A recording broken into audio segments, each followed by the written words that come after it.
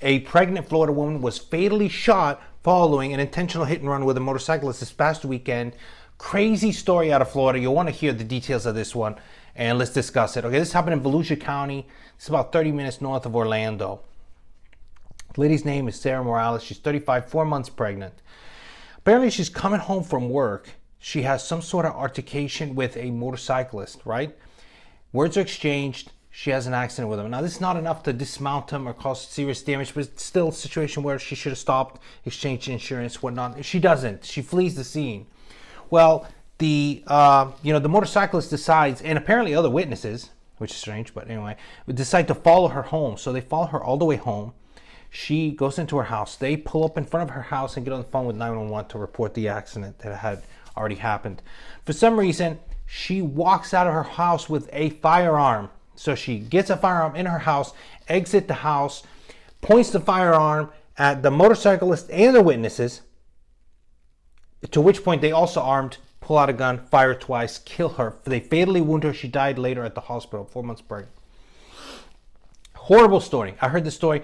It made our heart ache. You guys know I have a 5-month-old son and his wife, and just the whole situation. It was horrible. I looked at a lot of the comments. Also, I read a lot of the news articles and how they were framed as it being her fault. A lot of people are like, oh my God, this is probably someone who, and initially I thought the same thing. This is someone who had never been held accountable to their own actions, right? Like, so you're so spoiled, you're going through life, you have an accident, you don't stop. Then you go in the house, you keep pulling a gun. Everybody knows you should never pull a gun and point at someone. And if you don't have the intention of shooting, if you don't feel like that is a threat that needs to be neutralized, this is not something, oh, I'm going to pull it to de-escalate. No, you are escalating a situation. So, maybe she didn't know that. So maybe this has happened before, and this is the first time shit really goes down. And really, I feel sorry for the child. And I was really set on this, this narrative. But then I decided, something just didn't sit right with me. I kept thinking about it. I was like, witnesses. So I was like, well, these neighbors, so neighbors came out just because someone came up. I'm like, no. These are witnesses that followed from the initial accident where the collision, minor collision, because if it doesn't even dismount you, it's not a serious collision. I'm like, well, what kind of witnesses, right, are so invested in an accident that they're going to help you follow this 35-year-old pregnant lady down, right? So I research. We'll come to find out these are other motorcyclists. So this changes the dynamic. So what we're going to hear, I'm not trying to draw conclusions, but let's just frame it a different way here. This is a group of 8 motorcyclists. So I don't know the situation of how the accident happened, how the words came about.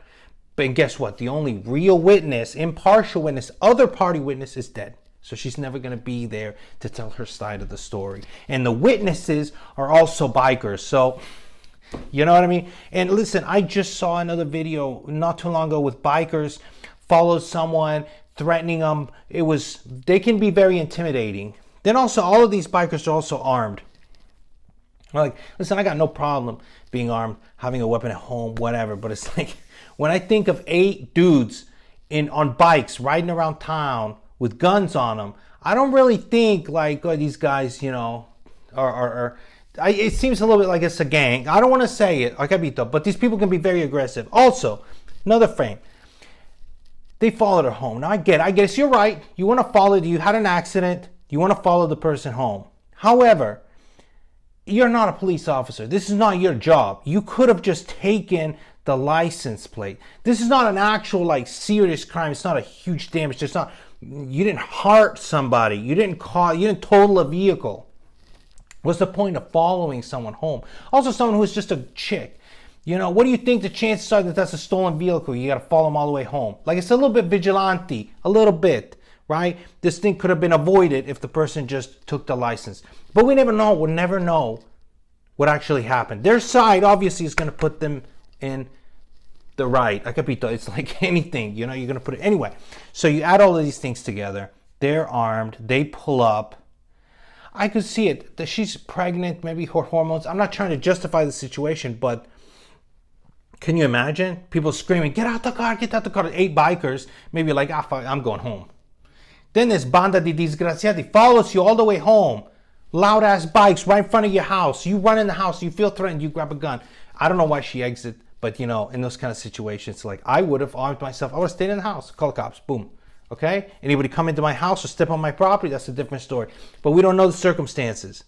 So obviously she didn't do things that were appropriate, but maybe they didn't do either. Anyway, it's already being framed that, you know, she initiated the confrontation, and these bikers, it was self-defense. I can it's probably not even going to charges going to come forward because, you know, like the media, everybody's already backing up. Anyway, I wanted to get other people's opinion on this, and you know, just impartial.